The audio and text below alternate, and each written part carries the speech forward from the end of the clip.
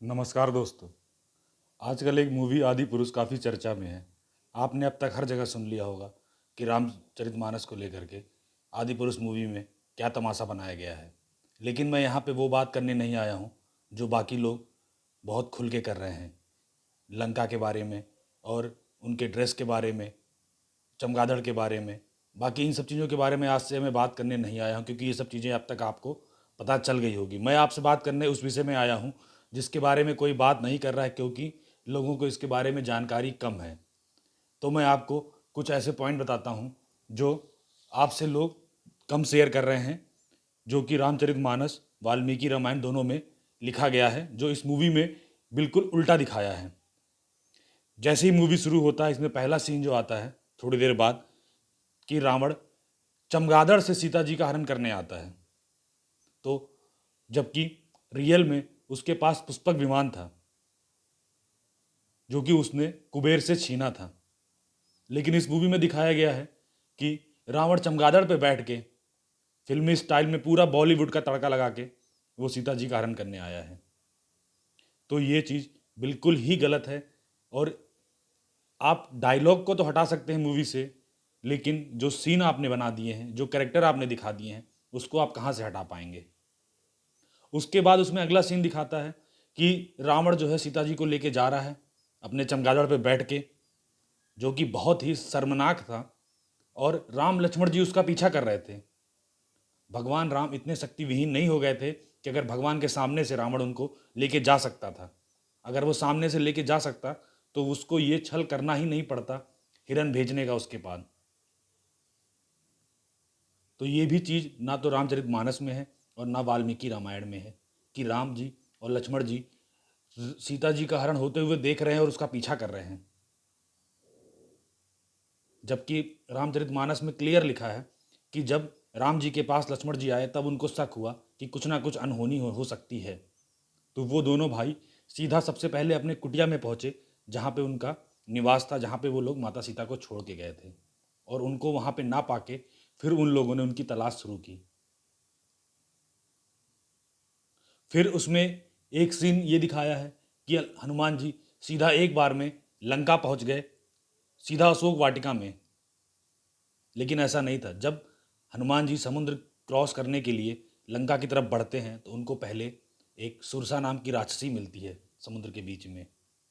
उसके बाद उनको लंकनी नाम की राक्षसनी मिलती है लंका में प्रवेश करने से पहले। ये सारे सीन उसमें है ही नहीं। सीधा अशोक वाटिका में, और अशोक वाटिका भी कैसा, ईंट पत्थर का, चट्टानों का। ऐसी कौन सी वाटिका जिसमें एक भी वृक्ष नहीं, एक भी फल नहीं। सीधा माता सीता के सामने जाके प्रकट हो गए। जबकि उसमें रामचरितमानस में क्लियर लिखा है कि वो छोटा रूप धर के उनके पास गए थे मिलने के लिए। उसके बाद जो वो डायलॉग है वो आप सबने सुन ही लिया होगा अब तक कई जगह पे, तो उसके बारे में बात करना मुझे नहीं लगता कि सही है, क्योंकि वो शब्द ही ऐसे हैं कि उसका इस्तेमाल कोई हर किसी के बस का है ही नहीं कर पाना। और सबसे बड़ी बात एक चीज़ और दिखाई, जब लक्ष्मण जी मूर्छित हुए, उनको जब वहाँ पे बाण लगा, उनको संजीवनी बूटी की ज़रूरत थी, तो ये बात उनको किसने बताया था। इस आदि पुरुष मूवी में दिखाया गया है कि उनको विभीषण की पत्नी ने इस चीज़ के बारे में बताया कि संजीवनी बूटी से वो बच सकते हैं, जबकि ऐसा नहीं है। उनको जामवंत ने बताया था कि प्रभु, लंका में एक वैद्य हैं जिनका नाम है सुखेड़, वो इस मर्ज का इलाज कर सकते हैं। अगर हम उनको ले आएं तो वो इससे हमको छुटकारा दिला सकते हैं। उनके कहने पे, जामवंत के कहने पे सुखेड़ मुनि को बुलाया गया, उन्होंने बताया। और उसके बाद हनुमान जी वहाँ पे संजीवनी बूटी लेने गए, वो वहाँ पे वो उसको पहचान नहीं पाए तो वो पूरा पहाड़ उठा लाए। उस मूवी में बताया गया है कि वो वहाँ पे खड़े होकर बोल रहे हैं कि हो सकता हो कल को और ज़रूरत पड़े तो मैं पूरा पहाड़ लेके जा सकता हूँ, जबकि ऐसा नहीं था। लंका, जब आज तक हर जगह ये पढ़ते आए हैं कि सोने की लंका, सोने की लंका नहीं बना सकते तो सुनहरी लंका सुनहरे कलर की तो बना सकते थे। ये काली कोयले की लंका कहाँ से आपने बना दी।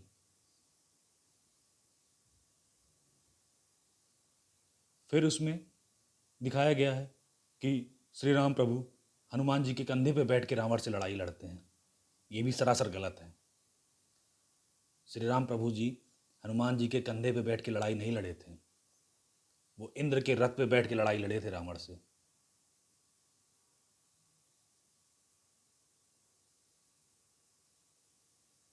तो और जो कॉस्ट्यूम, जो डायलॉग, जो ये हैं, वो तो अपने आप में बहुत गलत हैं ही, लेकिन जो आपने कहानी को पोर्ट्रे किया है वो इतना गलत कर दिया है कि अगर आप ये बोलते हैं कि आज के बच्चे, आज की जनरेशन इससे कुछ सीखेगी, तो क्या सीखेगी?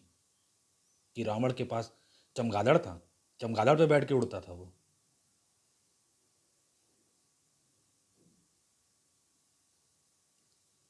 उसमें दिखा दिया कि सीता के गले पे तलवार लगा दिया रावण ने, छल दिखा रहा है।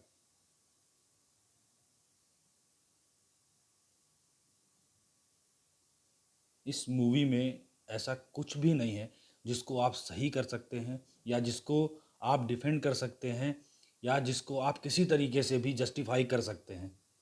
ना तो कोई डायलॉग, ना मूवी में कोई, जो आप वीएफएक्स करते हैं, ना वो, ना मूवी के साथ जो कहानी दिखाई गई है वो, कुछ भी नहीं है इसमें।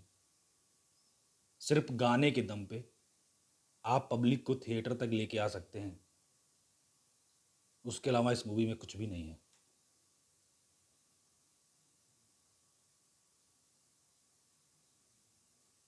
आप, ये ऐसी मूवी अगर कोई 2050 2100 में बनाने की कोशिश करता ना, तब भी ऐसी इतनी हाईटेक मूवी नहीं बनाता। अगर आप 5000 साल पुराने, 10,000 साल, लाखों साल पुरानी स्टोरी अगर आप अगले 100 200 साल बाद भी बनाएंगे ना, तो आपको वही दिखाना पड़ेगा। आज के अकॉर्डिंग नहीं आप राम को दिखा सकते, उस समय के हिसाब से आपको श्री राम को दिखाना होगा।